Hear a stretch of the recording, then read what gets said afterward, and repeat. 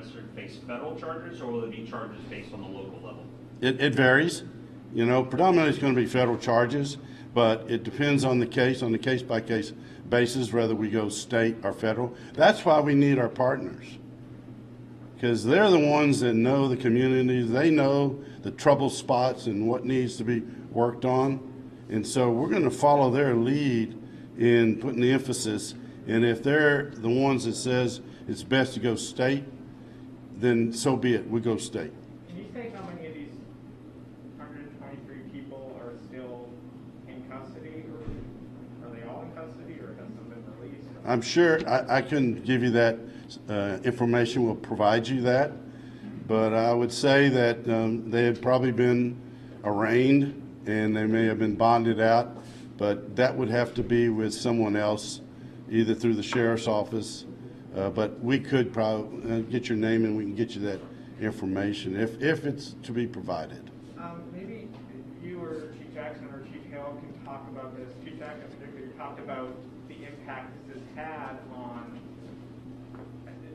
I gather, the Lower Mark community. And you know there have been a lot of people saying that they're scared of gunshots and things happening over there.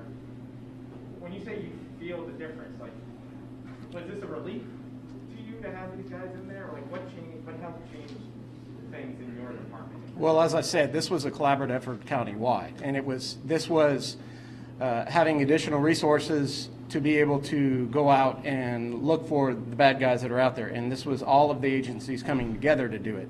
And even the early on, we were hearing about comments about these tactical teams that are out there doing these enforcement efforts. So the message got out pretty quick throughout the community, and both the citizens and in the criminal network, that they were out there doing this. So the impact was felt pretty early on. Chief Jackson, and also Chief Stanton, you may be able to speak to this, because really between that West Texas City and Lamarck area, there's that back and forth of a lot with the gang activity and the shootings that have happened there. Chief Jackson, you said this continued. It's one thing to have the marshals here for that 10-day and that effort. How is it going to continue? Would you be pushing for, say, a resumption similar to the narcotics task force, to a countywide gang task force or something like that, to keep this more pressure and get funding for a local effort? Well, obviously you don't tell your adversary your tactics, so I'm not going to go into depth, but I will tell you that the law enforcement agencies in the community are going to continue and are still continuing to work collaboratively to address the criminals that are out there. Were any of these arrests specifically related to homicides that have happened in your community, or there was one in Galveston lately? I don't think we've seen a murder charge, or any of these directly related to homicides that have happened. Directly? No. Indirectly, yes. What is that? There were people who were suspected to be involved in these groups that have been engaging in this activity who were arrested.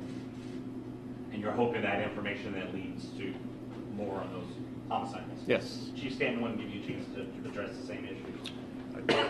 Chief Joe Stanton, Texas City Police Department. Texas City and Lamarck are joined at the hip. Our communities are very well connected. I have an outstanding relationship with Chief Jackson, and we do work collaboratively all the time. It's a situation where what's happening in Lamarck affects Texas City, and what happens in Texas City affects Lamarck. And I'll just say this: the relationships in Galveston County among the executive level of law enforcement has never been better. And this success of this operation is a direct result of those relationships that we built. From the federal level, the state level, to us, it's outstanding. And that's a big, we're in constant contact with each other, especially Chief Jackson and I. We talk weekly about what's going on, how things are happening, because again, it affects each other in our cities. So. To ask that though, and Chief Hill, you may want to chime in on this too. These efforts have concentrated 10 days. Obviously, you don't want to give up tactics, but does there need to be kind of a focus with this similar type of approach just year-round until you can get what seems to be, at least in the public perception, is something that's out of hand, get it under control. Yes. And I wanted to hear from the three of y'all, since y'all been kind of at the forefront of dealing with that. I agree either one of y'all, but Chief Hill, I thought. Well, first of all, from the guys who did the work, did we make any homicide arrests in that 123? I didn't get all the charges, so. There was at least one homicide arrest and a few connected homicides. At least one homicide arrest and several connected to homicides. And before I get to your question, I'll tell you, first of all, there's been no society that's been able to arrest its way out of crime. And so this won't be just about task forces and going to put people in jail. For me, the 123 isn't about the numbers. It isn't about putting 123 people in jail, because we can do that on any given day. It's about putting the right people in jail. And so I don't deal in quantity, I deal in quality. And so we want to make sure we target those people who are impacting crime the most. Secondly, the catalyst for me was probably the drive-by shooting that happened at Wright Cooney. Thankfully, thank God, no one got hurt. But our kids shouldn't have to be able to not be able to go play basketball. The shootings in a couple of complexes where folks were shooting at each other and a couple of innocent people got bullets, which you saw the press release on, and that's not fair. So that quality of life is the catalyst for me. So I think we continue to put the right people in jail, not focusing on the numbers, but focusing on the individuals, people, places, and behaviors. But I think we also have to look at the bigger picture and start collaborating with our community members to make sure we have some gang awareness. We got parents raising gang members that don't know their kids are gang members. How do we address that? So we got to have some awareness at the parent level. We got to have some awareness at the community level, and we've got to have some other efforts to give these kids outlets and things to do beyond just placing them in jail.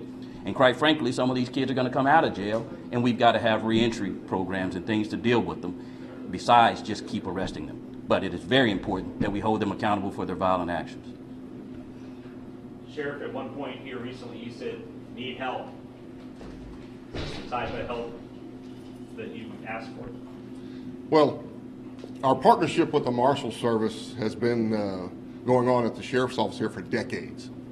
I mean, decades. And it went to the next level. Former sheriff, friend of mine from another county, became marshal. And the communication between us, again, just went to the next level. His predecessor and I were friends too, but you know, I could call T. Michael and just aggravate him regardless. But our relationship worked with his relationship with all the other. When we met upstairs, up in the judge's chambers, when he swore these individuals in, you knew immediately what type of level this event was going to cause.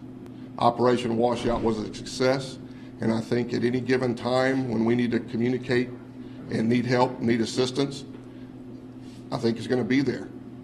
And collectively, you asked several questions in the fact, we met the chiefs in this county, and we've already been discussing what we can do for the next step collectively, each agency, to make sure we've got something in place to see if we can curb the things that are going on in the street as far as criminal activity.